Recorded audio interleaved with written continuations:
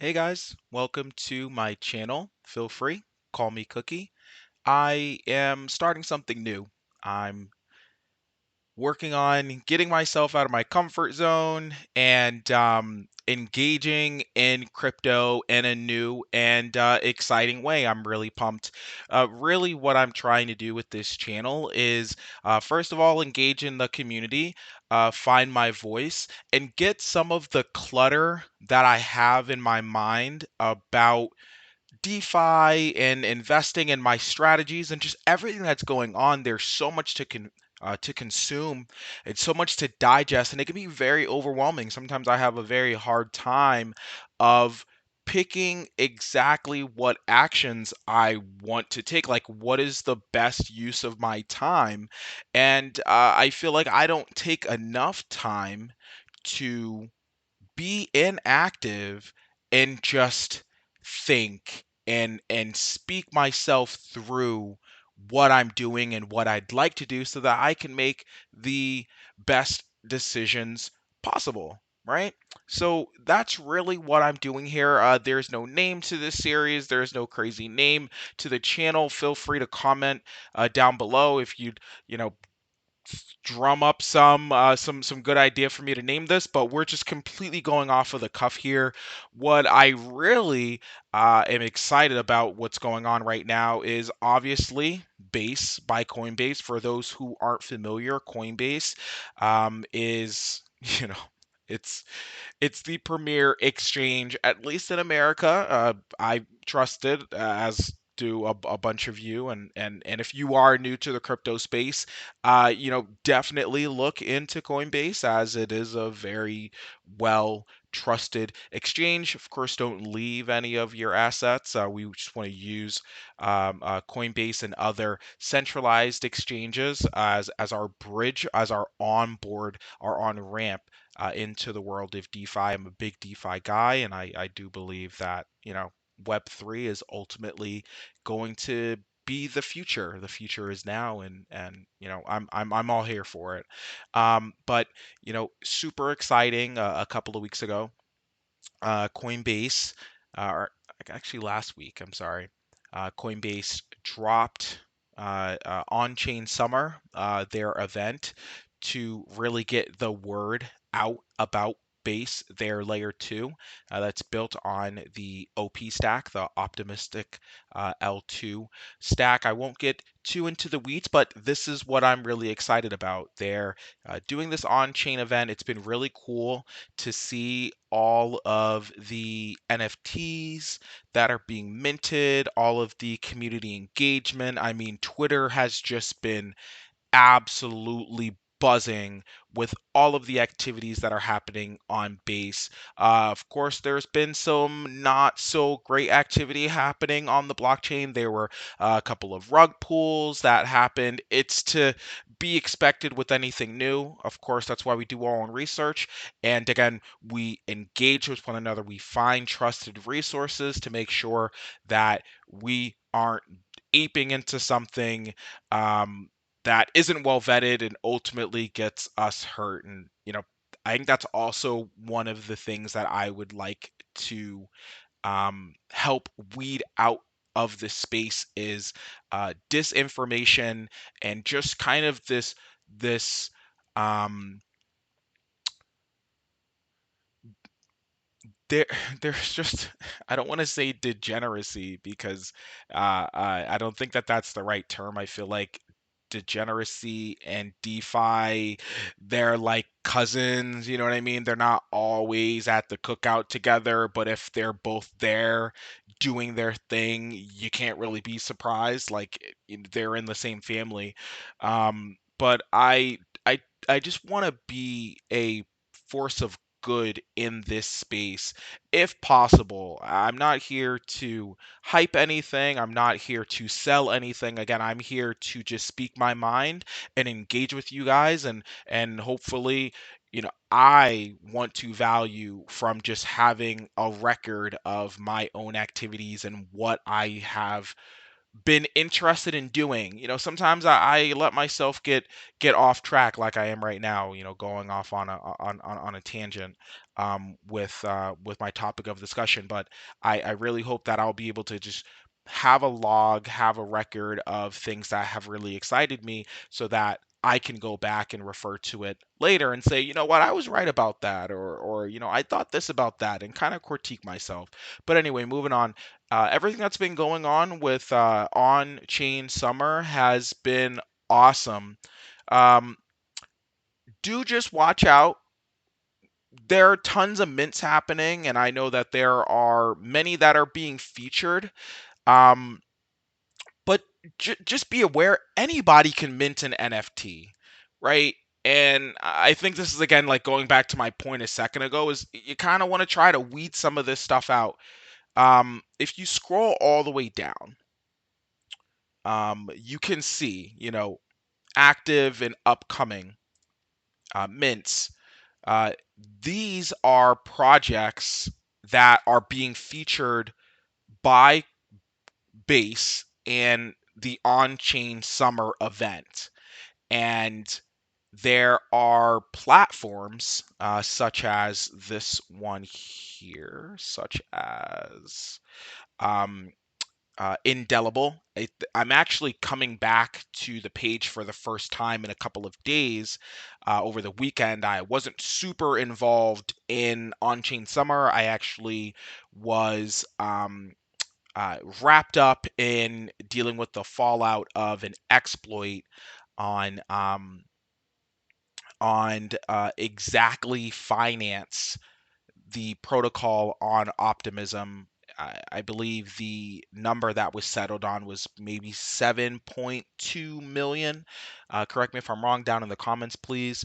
$1 million that were exploited. The developers built out some new features and functionality within the site. There was also some concerns that were expressed about it being audited, and things just didn't go well. Unaudited code, and it ended up being exploited. So I was dealing with that my entire weekend, is what I'm getting at. So I didn't really pay too much mind about the mints that were going on, but I'm diving right back into it. So it looks like the NFT marketplace, and getting back to what I was originally trying to say, it looks like Indelible is a different NFT marketplace than the NFT marketplace that had started on Chain Summer, which really makes sense. It really makes sense that Base wants to support multiple teams, multiple projects, right? This whole initiative is to grow DeFi. That's the whole reason why Base made an L2 chain, which I think is just awesome. Which I think is just awesome.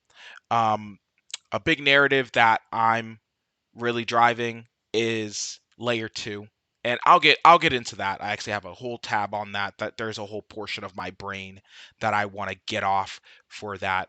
Um, but let's just stay on-chain summer for a few more minutes. It's been awesome. I'm really excited. I was able to get the entire masterpiece collection from Coca-Cola. That was something that really stood out to me. It is really cool that we can jump down here and see what the community is doing. But again, I jump in here if it's something like Layer or some of these other guys. If I'm familiar with them, I will jump in there and take a look and see if whatever they're talking about is worth minting. But then I'm also going to be wary to say, maybe this is just some guy who's popping off, who was able to kind of just whip up some excitement and created some NFT project that doesn't really mean anything, and has no roadmap and is ultimately just going to go to zero. And everybody is just trying to profit off the hype around the base launch. I don't really want to get wrapped up in that. I've really been focusing on just what are kind of standout, showcased, supported mints such as the ones that are all the way down at the bottom, the upcoming, the active. You see, Coinbase has their own mints. I've actually got to do these myself. So, a Coca-Cola mint was exactly what I was talking about a moment ago. I was really happy that I was able to snag each one of these. I mean, who doesn't like Coca-Cola? It's one of the most recognizable brands in the world, and to have these art pieces on a Coca-Cola NFT, I feel like I feel like it's a twofer, really, because at the end of the day, with an NFT, in most cases, at least for me, the value is then being able to use this content in any way that you like. And again, my take on it, and I'd be interested in your thoughts on it, but I can use this anywhere now. I can blow this up on a on a t-shirt. I can put this on a wall. I'm stating the obvious here, but what excites me about companies like Coca-Cola, big brand names, then taking just absolute beautiful works of art, well renowned works of art, pushing them together and releasing it as an NFT is like, first of all, like Coca-Cola released an NFT project. But what about when I'm working on a website? Or I'm doing like a video montage or anything like that. Like I can just use these assets. Like it's awesome. Like I have this asset to do whatever I want with.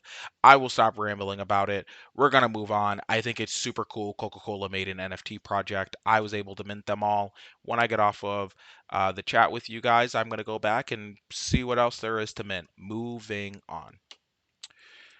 So another part of the conversation, and again just kind of this narrative logging that I want to have these videos be is I got started in crypto with Bitcoin just like everybody else. um Quick story, I wasn't all that into it. I didn't understand it. I didn't pay a lot of attention to it. I was too busy trying to figure out how to pay to go to college. um, So, here we are, 2023. Most of my exposure in crypto is in the Ethereum ecosystem. Have a bit of Bitcoin, and as we continue to have conversations, I mean, ultimately, Bitcoin is God. For me, I feel like the most opportunity for growth on a day-to-day basis is definitely going to be in DeFi. Um, for example, I get 0.01% interest on my savings account at my bank, but I can take my USD from my paycheck, bridge it into Coinbase, send that out to Aave and get 1%. And just use Aave and any of these other lending markets as a savings account. And it's that type of simple things that I want to discuss again with the community. Um, I'm not too much of a degen. I'm not against degens at all.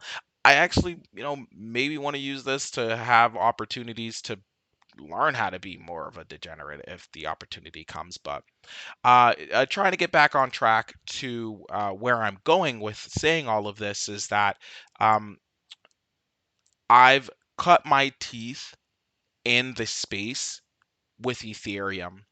I've really gone down the Ethereum rabbit hole, and I love it. I love the space. But very, very, very early on in my DeFi experience,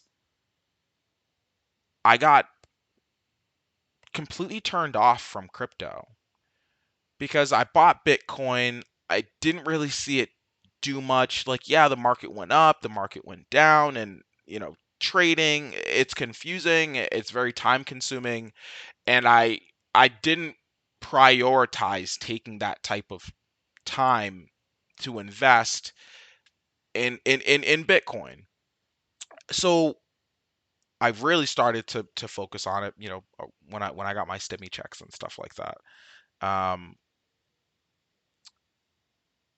and instantly, the excitement of the potential of the blockchain and everything that Ethereum offers, I got super addicted, but I got turned off because ETH, the ETH gas fees on L1 are just so expensive. So that left like a really bad taste in my mouth. So of course you start looking for alt layer ones, Phantom, and I had a lot of fun on Phantom. So I was there for solidly and all of that stuff. I've been around for a little while, and I saw all of that stuff, like you know through COVID and all of the other narratives that came along with the alt L1s. And I think what we're seeing now is the narrative is no longer alt L1. I think the alt L1 narrative is kind of going away. And we're definitely seeing the L2 narrative become more prevalent and be the dominant conversation in the DeFi space. And I think to kind of support what I'm saying there, or my mindset around that, is you're seeing news about L1s becoming L2s. So I think that whole L2 narrative, now that some of the changes that were needed to allow L2s to really be successful and start taking off, have been implemented. I have a lot of activity on Optimism. I have dabbled a lot in Arbitrum. I really enjoy Arbitrum. I did get the Arbitrum airdrop, so I haven't sold my bag. I actually have um, I have all of my ARB deposited on Granary Finance.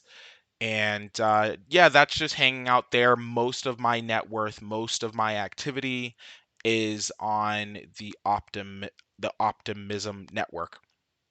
And it really came out of the whole fallout with FTM. I followed Justin Bieber, Beethoven.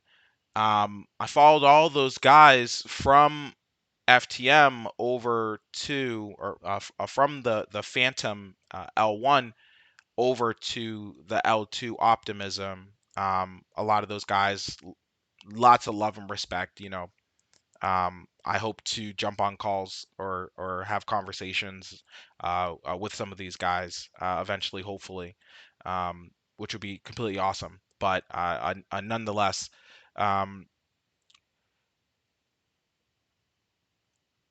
while L2 is the prevailing narrative right now,